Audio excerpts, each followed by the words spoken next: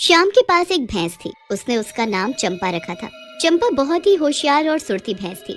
वो बाकी भैंस से काफी ज्यादा दूध देती थी। श्याम उसका बहुत ख्याल रखता था और हफ्ते में एक बार उसकी जांच भी करवाता था। दूध की कमाई से श्याम ने अपना बहुत अच्छा घर भी बनवा लिया था। ये सब देख गांव का एक आदमी जिसका नाम मुकेश था, वो श्याम से बहुत जलता था। भैंस तो उसके पास भी थी, पर उसकी भैंस चंपा जैसी नहीं थी, जिसकी वजह से मुकेश उसे बहुत मारता और खाना भी कम देता। एक वो है श्याम की भैंस चंपा, कितना दूध देती है वो।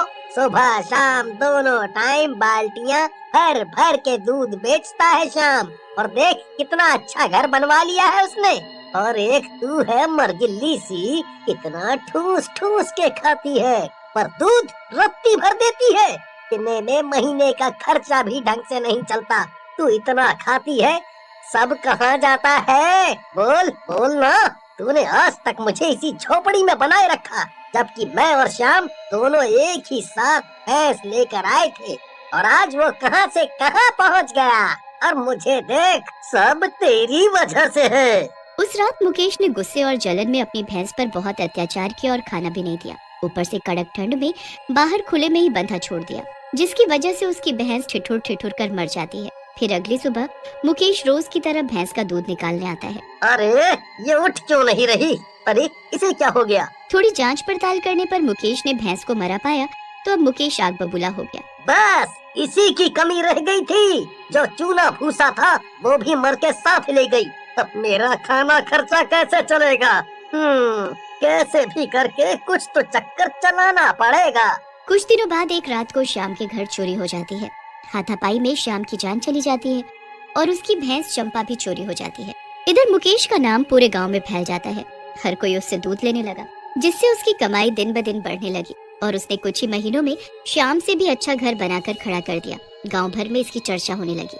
अचानक एक दिन भैंस की तबीयत खराब हो गई। दूध के ग्राहकों को समय पर दूध न मिलने की वजह से लोग मुकेश से लड़ने आ गए। मुकेश ने भैंस को गुस्से में बहुत मारा। गुस्सा उतर जाने के बाद मुकेश शाम को फिर से दूध दोहने जाता है। इस बार भैंस हरा दूध देती है। ये देख मुकेश डर जाता है। फिर थोड़ा संभल कर मुकेश भैंस को एक डंडा मारता है, पर तभी वो भैंस भूतिया भैंस में बदल जाती है। पर मुकेश को इसकी भनक नहीं थी। मुकेश को बहुत गुस्सा आता है। वो उठता है और फिर से दूध निकालने जाता है। भूतिया भैंस फिर से जोर की लात मारती है और जो थोड़ा बहुत दूध पहले का निकला हुआ था वो बाल्टी भी गिरा देती है। मुकेश कुछ समझ नहीं पाता और जैसे तैसे भैंस को कमरे में बंद कर देता है और उसे रात भर कुछ खाने को नहीं देता। मुकेश रात भर सोचता है, आखिर ये भैंस ऐसा क्यों कर रही है? अभी तक तो ऐसा कभी नहीं किया। तभी किसी के चलने की आहट होती है और अचानक मुकेश की खाट को कोई खींचता है। मुकेश बहुत तेज चिल्लाता है, बचाओ बचाओ। अरे यहाँ तो कोई नहीं है। शायद से मैं सपना देख रहा होऊंगा। फिर सुबह मुकेश जब दूध निकालने जाता है तो वहाँ के हालात देखकर वो हैरान रह जाता है। अरे मैंने तो भैंस को कमरे में बंद किया था, पर दरवाजा कैसे खुला है? और भैंस कहाँ गई? तभी एक बच्चा लल्लन मुकेश के पास दौड़ते हुए आता है और कहता है, अंकल अंकल जल्दी चलो। क्या हुआ? क्या बात हो गई? आप चलो पहले, फिर खुद देख लेना। मुकेश उस बच्चे के साथ जाता है तो देखकर हैरान हो जाता है। उसकी भैंस गांव के लोगों के खेतों को पूरी तरह बर्बाद कर देती है और जो कोई उसको रोकने जाता वो उसको मार देती। सारे गांव वाले मुकेश पर भड़कने लगते हैं। मुकेश अपनी भैंस को रोको। पता नहीं ये कैसी भूतिया हरकतें कर रही है। ये हमारे खेतों को बर्बाद कर रही है। बताए देते हैं, रोक लो नहीं तो अच्छा नहीं होगा। इसका भुगतान तुम्हें ही भुगतना पड़ेगा। जैसे मुकेश उसे रोकने जाता, भूतिया भैंस उसको अपने सींग से उड़ा देती है। जैसे तैसे सब मिलकर उस भूतिया भैंस को कंट्रोल कर लेते हैं, पर गांव वाले मुकेश को बहुत सुनाते हैं। क्यों रे मुकेश, तेरी भैंस ने हमारी सारी फसल खराब कर दी। अब इसकी भरपाई कौन करेगा? बोल। पूरे साल हमने मेहनत की थी और उसने एक पल में सब पर पानी फेर दिया। कौन क्या करेगा? यही करेगा भरपाई। या तो फसल के पैसे दे या साल भर मुफ्त में दूध देगा हमें ये, वो भी दोनों टाइम। हाँ, ये सही रहेगा। ये सुझाव पसंद है हमें। मुफ्त में दूध देगा ये मुकेश हमें साल भर। हाँ। सब लोग खुद ही फैसला कर लेते हैं और मुकेश के सर थोप देते हैं। भला मुकेश कहता भी क्या? मुकेश को गुस्सा तो बहुत आ रहा होता है, पर वो बहुत दुखी भी हो जाता है। क्या सोचा था और क्या हो रहा है मेरे साथ?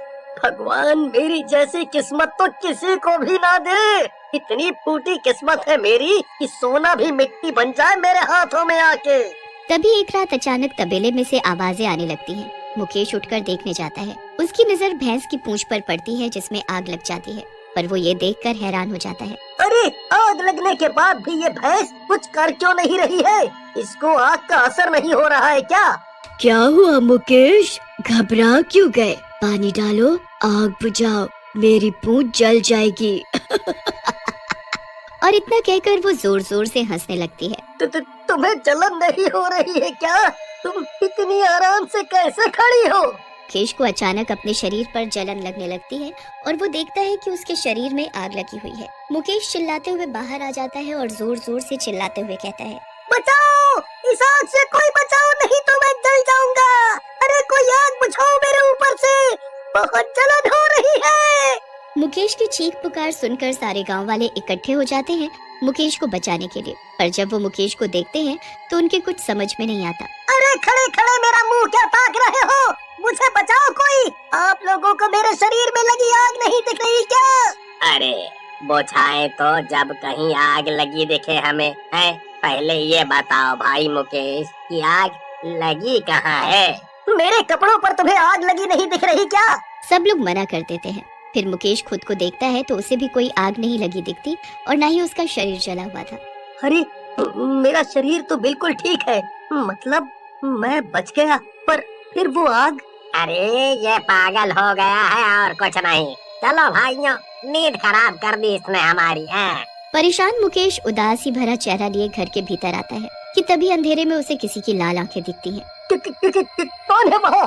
सामने आओ, बहुत हो गया तुम्हारा, सामने आओ मेरे। कोई जवाब न आने पर वो बहुत घबरा जाता है। डरते डरते वो आगे बढ़ता है और देखकर हैरान हो जाता है। वो एक भूतिया भैंस थी। अरे ये भैंस को क्या हो गया? इसका ये रूप ऐसे कैसे हो गया? मुझे नहीं पहचाना क्या, जो ऐसे घूर घूर कर देख रहा है? मैं हूँ तुम्हारी चंपा। फिर मुकेश तुरंत माफी मांगने लगता है और उससे कहता है, मुझे माफ कर दो, मेरी गलती है, मैंने तुम्हें पहचान लिया, तुम चंपा हो, श्याम की भैंस। तभी चंपा गुस्से में कहती है, बताओ मेरे मालिक कहाँ हैं और तुमने उनके साथ क्या किया? तुम मुझे उस रात क्यों चुरा कर ले आए? बताओ, नहीं तो मैं तुम्हें जान से मार दूंगी। मुकेश डरते हुए चंपा को सब बताता है। हाँ, उस रात को श्याम के घर चोरी करने मैं ही गया था और मैंने ही श्याम का गला दबाकर उसको मार दिया जलन में, और तुम्हें चुरा कर अपने घर आया जिससे कि मैं भी पैसे वाला बन सकूं।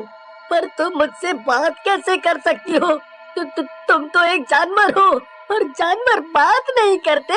तभी भैंस हंसते हुए बोलती है, मैं श्याम हूँ जो अपनी चंपा के शरीर में रह रहा हूँ तुमसे सच उगलवाने के लिए, और चंपा की मदद से तुम्हारे हालात सुधर गए, फिर भी तुम मेरी चंपा को मारते पीटते हो क्यों?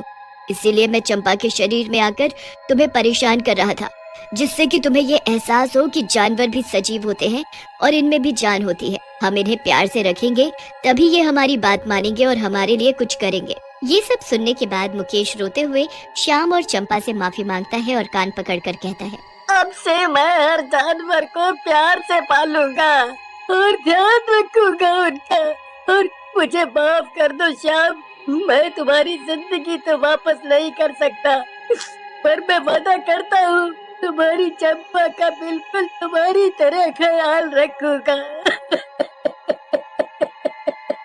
ये सुनकर श्याम की आत्मा सुकून की सांस लेती है और चंपा के शरीर से चली जाती है।